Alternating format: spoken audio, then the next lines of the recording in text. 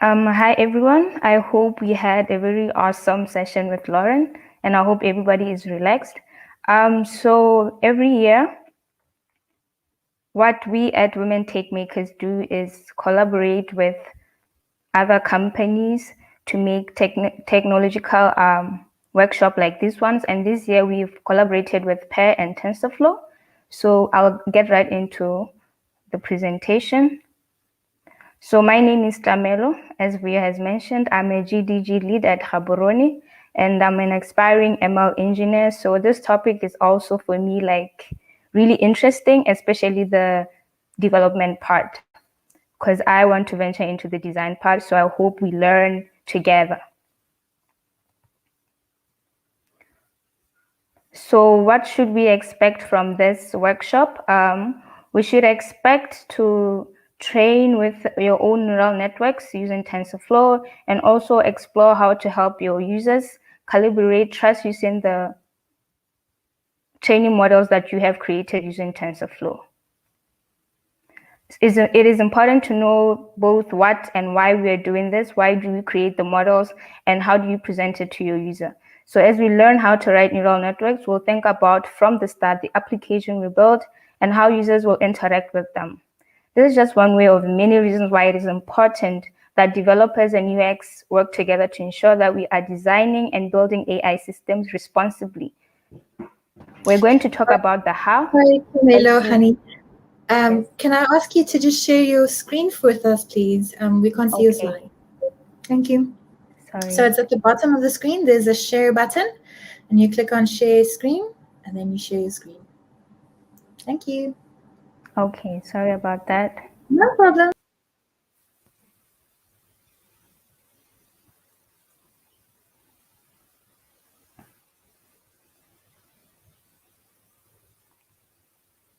Can you see my screen? We can see your screen. Thank you, honey.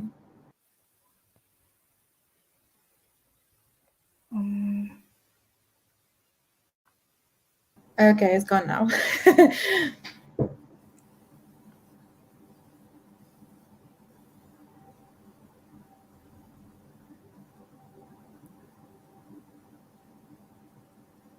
Okay. Okay, all right. Is this fine? Perfect. Thank you. All right, good. Yes. Okay, as I was saying, sorry about that. We are going to be training neural networks and also exploring how to calibrate trust when we have created this neural networks. So we are going to try to keep to time. Firstly, we'll train our neural networks in TensorFlow. Hopefully we take less than 20 minutes. And then we are going to explore the human-centered AI introduction, which will take about 15 minutes. And then for questions, I would advise that we use the Slack channel. There is a TensorFlow channel topic there. Please join the channel so that we discuss there even after the presentation.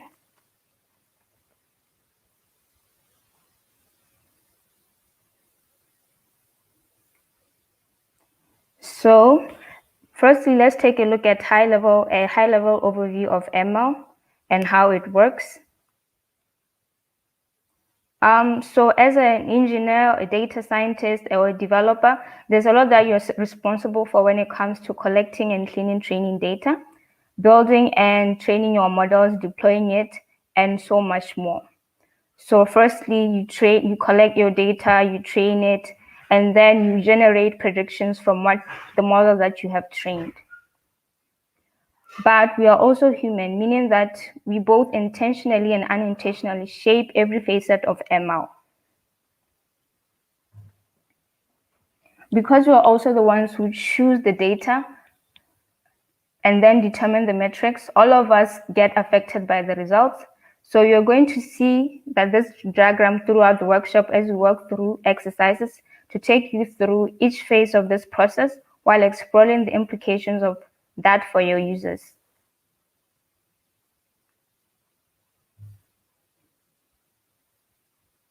So let's get started. Before we dive into the coding, Let's just understand what deep learning is. So deep learning is like a subset of machine learning, and machine learning, as everybody knows, is a branch of AI. So I will copy this link to the chat so that everybody can access the TensorFlow tutorial that we're going to use to train our model.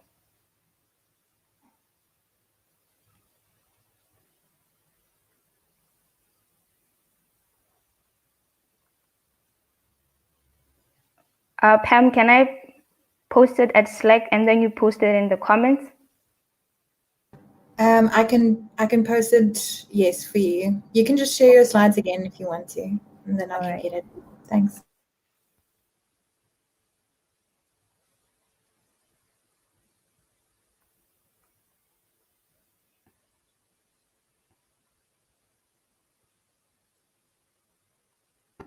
Posted. Okay. So I hope everybody has opened that link. This is what you'll see when you press that link. I hope everybody is there. And then when you are here, just go to run in Google Collab.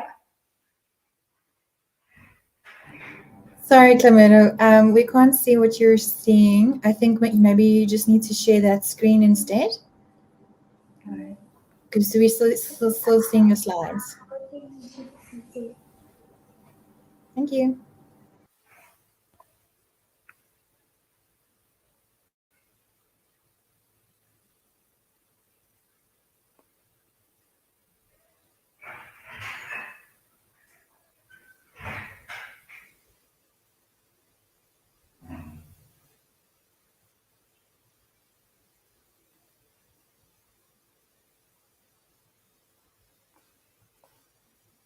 Can you see it now? I can, thanks. Hello? Yes, we can see it. Thank you. All right. So from this page, you go to run in Google Collab, and then it will take you to this page. Can you see this one? Yes.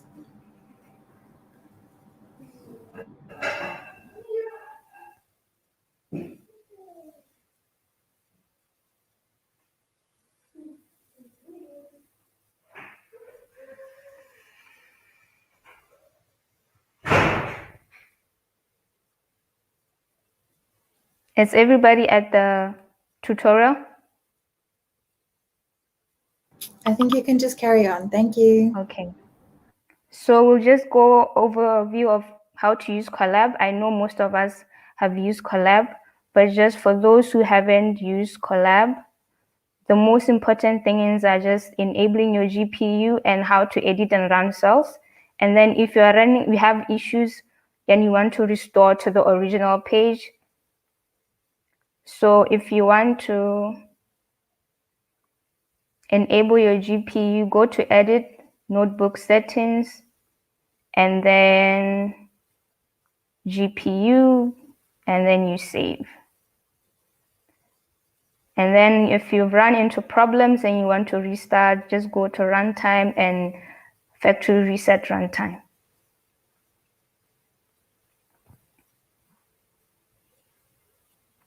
So TensorFlow is just basically an open source deep learning framework, and it was developed using Python, JavaScript, and C++, which I think most of us here have used TensorFlow. So let's just get right into it, to our tutorial.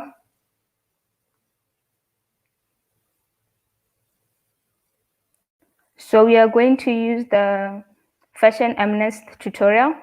It's usually we start with the MNIST one, but because we wanted it to make it a little bit more advanced, we are going to use the fashion one. The MNIST is like the hello world of computer vision.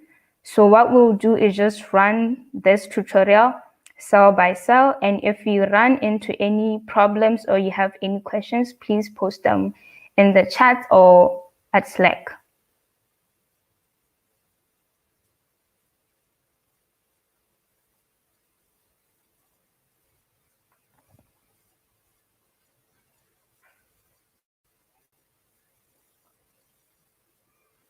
So I'll be switching between the Collab and my slides, so excuse me for that. So just run the first cell, which is just importing TensorFlow, just the usual that we use. And then the next cell will be the one that imports our data set.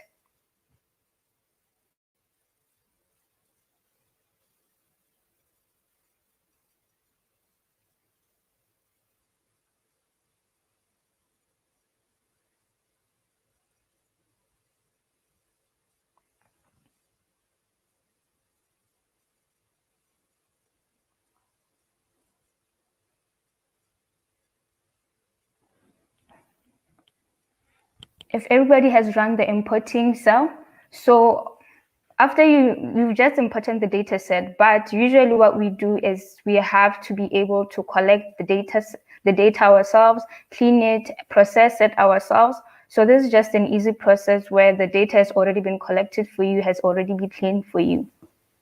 In practice, collecting a diverse data set that represents your problem well is one of the most difficult tasks in ML. So you will likely spend more time doing this than working on your model. Now, after we've imported the data set, what we'll do is create the neural network. As we've already mentioned, deep learning is a subfield of machine learning that involves writing and training neural networks. Although powerful, neural networks are one of the more advanced areas of ML, and also they're very new, like maybe from 2012. So even if you don't understand the code right now, it's okay. It takes a longer time to gain intuition of how they work, and it's normal for many of the concepts we're about to introduce to feel opaque. Our goal is really to have a quick survey of the main ideas, and so that you can continue learning at your own pace. So this is what we call a neuron. A neuron is what we use first to build up to our deep neural network. So you will have this. You have the inputs here, the weights, and then you sum, activation, output. As I'm talking right now, some of these may not make sense, but when you're using code, I feel like it's much easier to understand how it works. So remember to keep on running each cell on this side just to see what's going on as I present on the slides.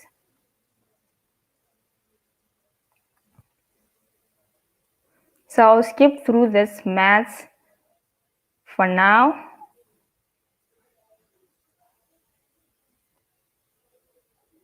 And then allow everybody to just run the code. And if everybody has run the code up to the training part,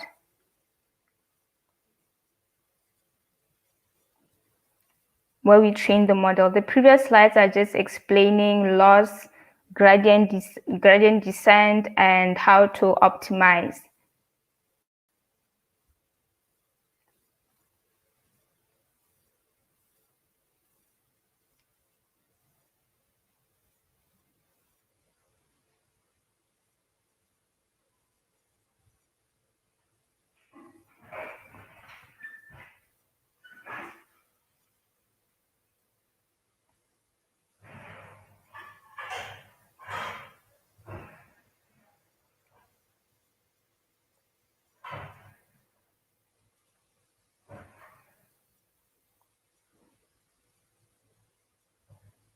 Has everybody reached the training part of the code?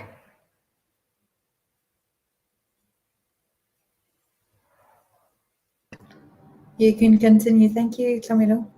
Okay. So usually one thing that researchers do not take into consideration or just push aside is the metrics, evaluation metrics, which are equally important when training your model. The evaluation metrics, they help us communicate how well your model works to users. For example, our fashion MNIST example, we might be interested in metrics like how accurate the model is overall, how accurate is the model on certain clothes, and how confident is the model in a certain prediction. And in this tutorial environment, since there's not an end user or a use case we're solving for per se, the stakes are pretty low. So we do not know what the end user would want, or we do not know how they will perceive this result. So the stakes are pretty low for us in order for us to choose the evaluation metrics.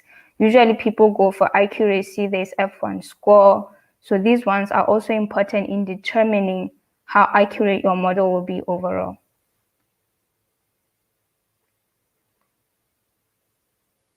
So all neural networks are trained by what we call a gradient descent.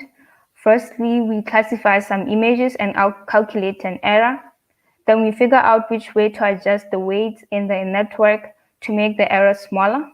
And then TensorFlow handles this for you using an algorithm called backpropagation to calculate the gradient of loss and respect to the weights. Then we adjust each weight a little and repeat until we get the steep that we want, because gradient is like you compare it to maybe climbing a mountain. Which steep would you prefer to use when climbing a mountain is similar to this one?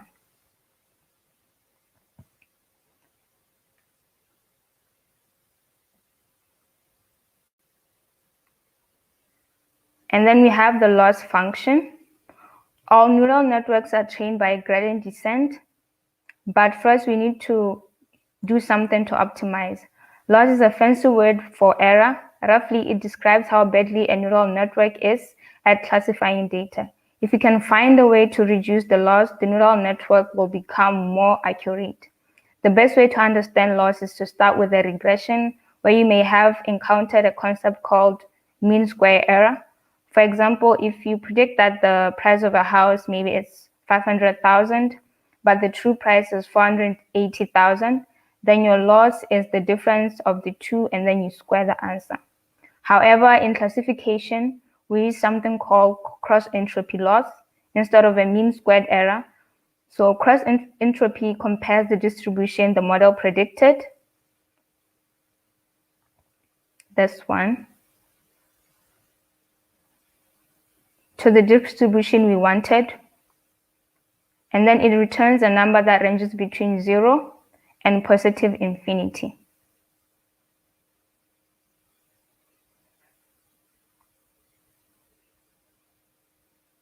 So if you successfully run the code here and you have trained the model,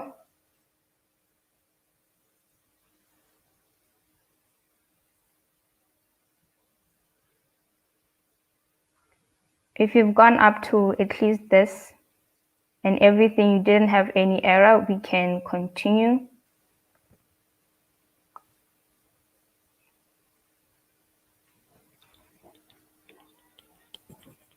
Now that we have trained a neural network, there are a lot of concepts, but it was only about 20 lines of code.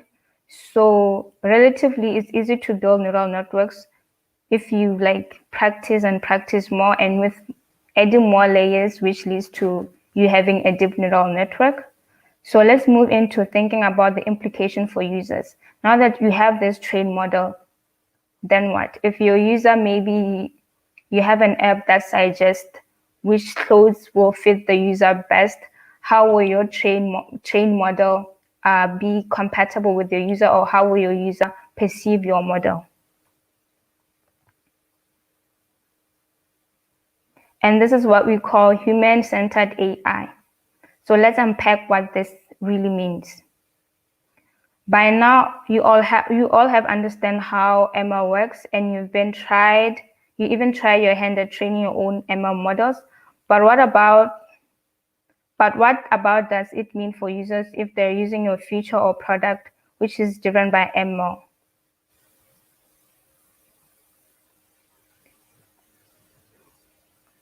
So I gave an example earlier about a fashion app, but here's another example. If you develop a mobile app that uses image classifier models to enable users to visibly search their environment. So ML is already driving everything from many of things that we use right now, our apps, our Google Maps. When you drive, you want to take the best route, that's ML. So it's critical that we as product creators, designers, and developers understand the role we play in making users feel in control of technology and not the other way around. That's one aspect of what we mean when we say human-centered AI, especially given the general public's misconception about what AI is. So this is why the people at PAIR, which is People and AI Research, work to advance the research and design of people-centric AI systems. They're interested in the full spectrum of human interacting with AI, from supporting the product teams, building AI, to understanding people's everyday experiences, because it's not just about the technology, but about the impact it has on us as humans. That's why we're here now talking about human-centered AI. The PAIR group has a book, a guidebook actually, into this developing AI for human interaction. This book is the concept of human-centered AI is relatively new, so I would advise you guys to visit that page and maybe get this book. There'll be resources at the end that I will present. The guidebook is an open source framework that can help you make AI product decisions that are human-centered. It helps you ensure that the time and resources you invest in building AI makes a big impact while putting the user first time the entire time.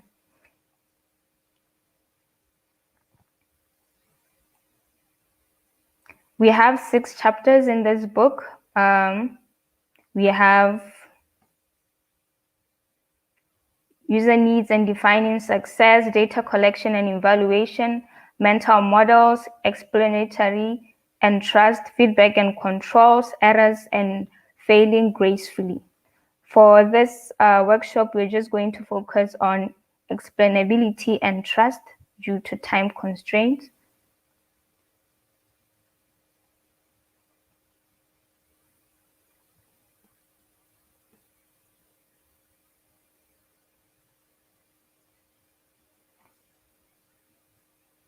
So for this chapter, we focus on how your users need to make decisions based on the prediction of a model, which boils down to how much should your user trust the AI system, and what are the ways to show the user the confidence associated with an AI prediction. You may notice this second question is grayed out, and that is because that's a topic the explainability and trust chapter of the guidebook goes deep into. But for purposes of time, we're going to focus on these 2 topics instead. So now let's talk about the trust spectrum. On one end, you risk your user having no trust in your system. Say if they don't know where this prediction or recommendation is coming from, they just ignore it. On the other hand, if the user assumes that the system always knows what's best and they don't question it, then you risk your user having too much trust.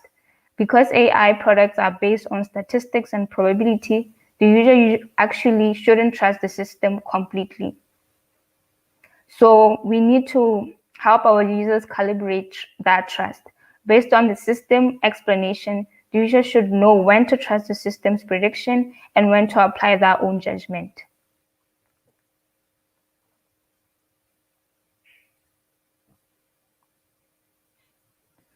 How do we build this calibrated trust?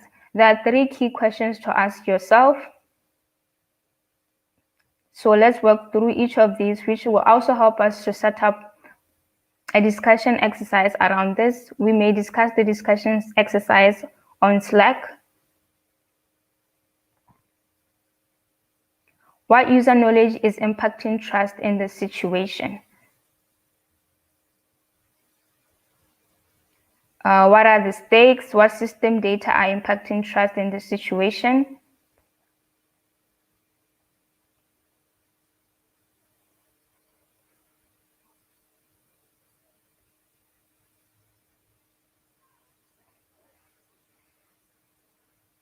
So we can maybe take, like, I think I still have time, 5 minutes, where you think about a time you've used an app that provided predictions and recommendations.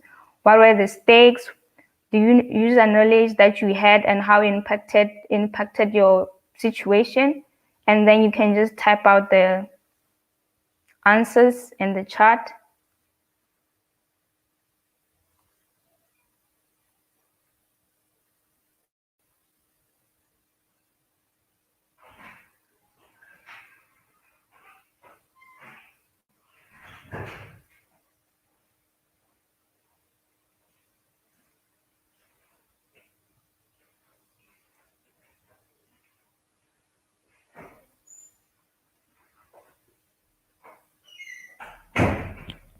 Hello? Hi, Tlamelo. I think let's just give folks a chance to type into the YouTube chat. Okay.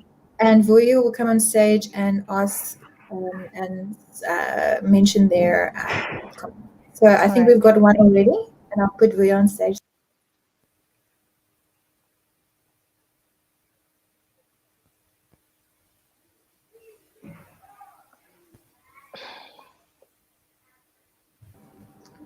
Vuyo on stage. Hi, thank you. So it's actually one that I commented. So I find that it helps my son a lot. So he takes my phone and then he just uses the Google Assist. It actually helps him quite a bit when it comes to the English dialect, so that he's able to just say whatever it is that he's looking for. So it already knows what his habits are. The recommendation engine just works a bit nicely for him. Yeah, so I don't know if there's anyone else. Let me just check the comments. Any other ideas? Okay. Yeah, so I'll just wait a few more seconds for any questions. But other than that, thank you so much. It was so informative. Like the only thing I saw was I just saw Sigma and then it was like, phew. Yeah, but it was really interesting. I think AI-centered design is very important, especially as we're moving into this new, they love calling the fourth industrial revolution, but into this new phase, and understanding how it impacts people overall. So I just want to give a massive thank you for that. And also just enlightening us. Yeah. So I see there aren't any questions at the moment, but I know they'll definitely ask them on Slack. But Tlamelo, thank you so much. This is so informative. Like it was a lot, but I like it. So thank you so much. Yes, thank you. Thank you. Yeah, it's a lot. And also personally for me, as somebody who's aspiring to be an ML engineer, I actually didn't know the part of the development and how I should take my coding, my training while thinking about the users. So this is really informative. And maybe we can do a full workshop on this, because usually it's like up to 3 hours just to do this. So we've just compacted it for this event. So hopefully we'll continue these discussions on Slack. No, without a doubt. We do have a question from Katleho. So they're actually talking about 22/7, a really, really cool app. So I've been using it for years. Especially when it comes to tracking your spending habits. So I think they've definitely utilized whether it's AutoML or machine learning from the data scientists, but I think it's a really awesome app when it comes to checking your spending, how you're spending, and how you can sort of save a bit better. So yes, I also highly recommend the Old Mutual app. It's a really nice one. Yeah. But other than that, thank you so much, Tlamelo. It's been amazing, and we look forward to chatting to you on Slack and asking those questions and the workshops that you'll have. I can't wait to attend, so definitely post. All right, thank you. Okay. Right. So now that we have seen how everyday apps that use ML affect our everyday life, this brings us to if, when, and how we should display model confidence for our users as designers and as developers. So first, confidence level or model confidence is a statistical measure of how certain a prediction or outcome is. For example, remember if you've run the fashion MNIST tutorial till the end, where you printed the model's confidence that the image corresponds to maybe certain clothing that you've chosen. So you saw which label has the highest confidence value. Let's say maybe when you were training the model and then you predicted, and then the shoe had a higher confidence value, maybe of 0.86, the other one 0.7. Be sure to set aside lots of time to test if showing model confidence is beneficial for your users and your product or your feature. You might choose not to indicate model confidence if the confidence level isn't impactful or if it doesn't make an impact on your user decision making. So let's say Google, for example, Google Maps, for example, and then it predicted that the shortest route you should take to a certain place is this, and then it displays that this matching was maybe 95%. Is it important for your user to know that this matching was 95%? The confidence of your training was important. And if it's not important, don't display it. But if it is important for the user to say, okay, maybe next time when I use this, I need to take this into consideration.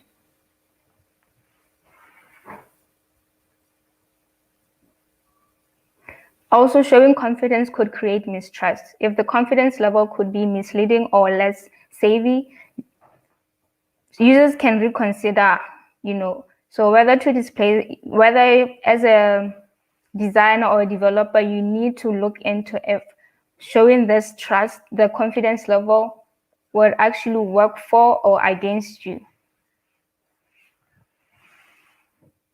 So let's take a look at the various ways that you can display confidence and what we can learn from them. So you can either display it as a numeric number, let's say percentage, or you can display it as n-best results, a categorical list, or data viz.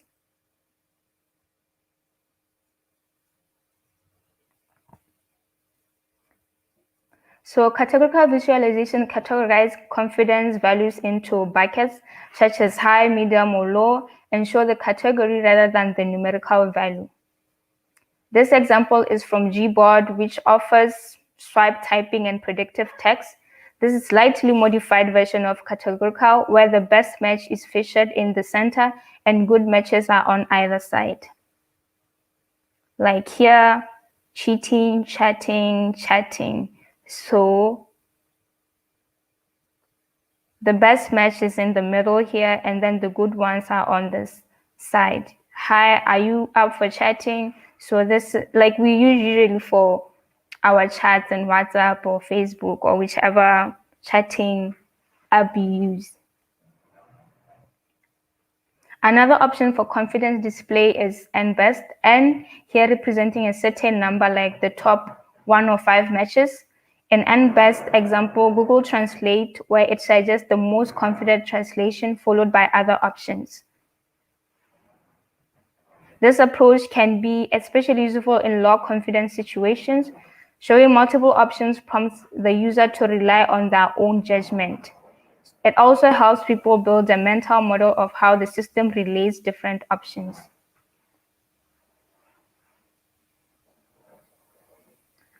Another one is the percentage, where you can just display the percentage. Numeric confidence indicators are risky because they presume your users have a good baseline understanding of probability. Additional consideration, make sure to give enough context for users to understand what the percentage means.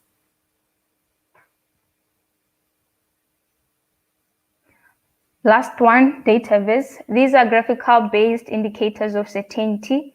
For example, a financial forecast could include error bars or shaded areas indicating the range of alternative outcomes based on the system's confidence level.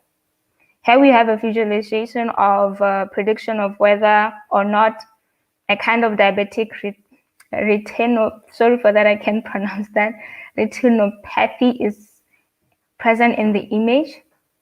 Keep in mind, however, that some common data visualizations are best understood by expert users in specific domains. This goes back to knowing when to display your confidence level to your users. If displaying them will not make sense to the users, it's best not to display them unless you have an explanation of what that representation means.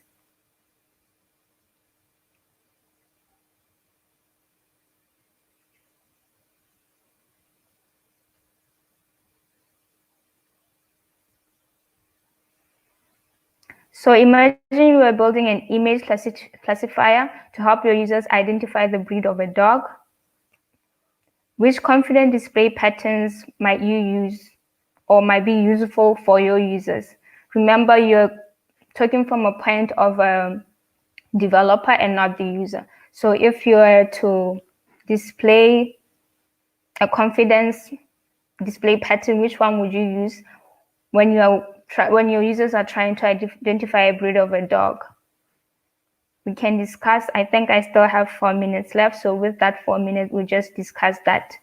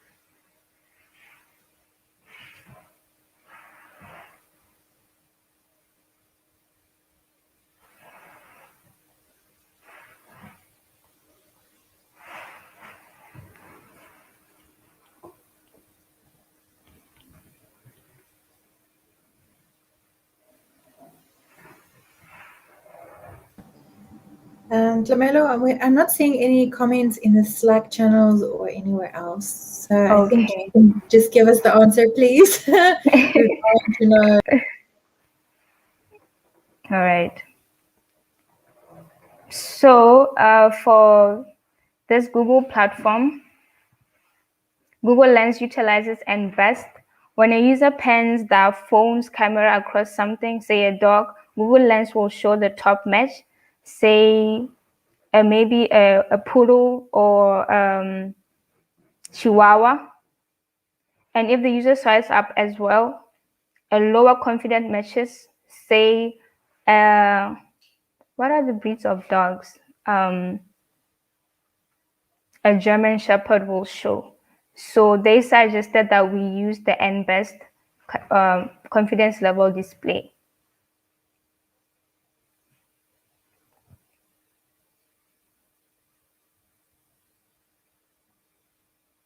So recapping what we've learned from this chapter of explainability and trust from People and AI Guidebook.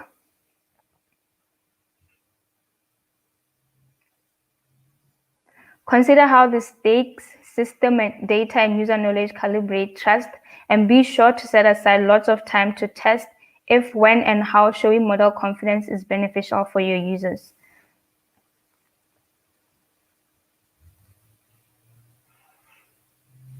So this is just another tutorial that you can do on your own. Everything will be put in the Slack channel for everything that we weren't able to cover. So, and if you want to go and learn more, especially about people in AI, visit these sites. And then for the tutorials, go to TensorFlow tutorials. And then there's this hands-on ML with Scikit, where you just train models and just see how you can work out everything, just similar to this tutorials that we have here. And then additional resources here. Why should I trust you? Explaining the prediction of any classifier. I feel like this is really a good book if you really want to go into AI for people, or you want to understand how your design will affect your users as a developer and as an ML engineer. That's it from me. Thank you very much for the invitations, and thank you everyone for coming. Thank you so much, Tlamelo.